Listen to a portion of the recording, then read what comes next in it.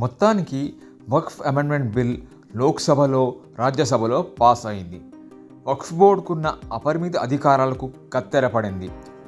Vote bank రాజకీయాల కోసం minority బుజ్జగింపులో భాగంగా కాంగ్రెస్ ప్రభుత్వం వక్ఫ్ బోర్డుకి అపరిమితమైన అధికారం కట్టబెట్టింది.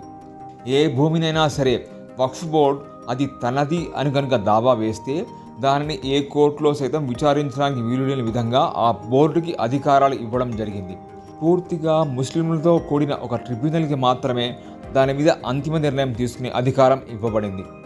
ఈ విధంగా వక్ఫ్ బోర్డుని రాజ్యాంగానికి ఒక అతీతమైన శక్తిగా తయారు చేసే పెద్ద కుట్ర జరిగింది. కాంగ్రెస్ గవర్నమెంట్ 2014లో పార్లమెంటు ఎన్నికల ఎలక్షన్ కోడ్ రావడానికి కేవలం ఒక్కరోజు ముందు ఢిల్లీలోని 123 పెద్ద ప్రాపర్టీలను వక్ఫ్ బోర్డు పాలు చేసింది. అయితే ప్రస్తుతం ఉన్న ఎన్డీఏ గవర్నమెంట్ వక్ఫ్ బోర్డు అన్యాయమైన అధికారాలకు కత్తెర వేస్తూ వక్ఫ్ అమెండ్మెంట్ బిల్ తీసుకువచ్చి పార్లమెంట్లో పాస్ చేసింది.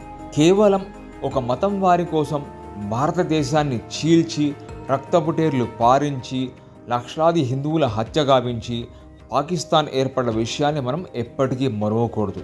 ఆ తర్వాత పాకిస్తాన్ 2 ముక్కలై పాకిస్తాన్, బంగ్లాదేశ్గా విడిపోయిన సంగతి అందరికీ తెలిసిందే. ఇప్పుడు మళ్ళీ అదే మతం భారతదేశంలో తన ఇష్టం వచ్చినట్టు భూ కబ్జా చేయడానికి అనుకూలంగా ఒక రాజకీయ పార్టీ కుట్రపూరితంగా ఆ మతానికి చెందిన వక్ఫ్ బోర్డుకి అడ్డు అదుపు లేనంత అధికారం ఇచ్చింది. అయితే గత 10 సంవత్సరాలలో జాగృతమైన భారతదేశం నేడు ఆ తప్పుడు చరిత్రను పార్లమెంటు సాక్షిగా తిరగరాసింది. ఇందులో కీలక పాత్ర వహించిన భారత ప్రజలకు, ఎన్డీఏ ప్రభుత్వానికి అభినందనలు.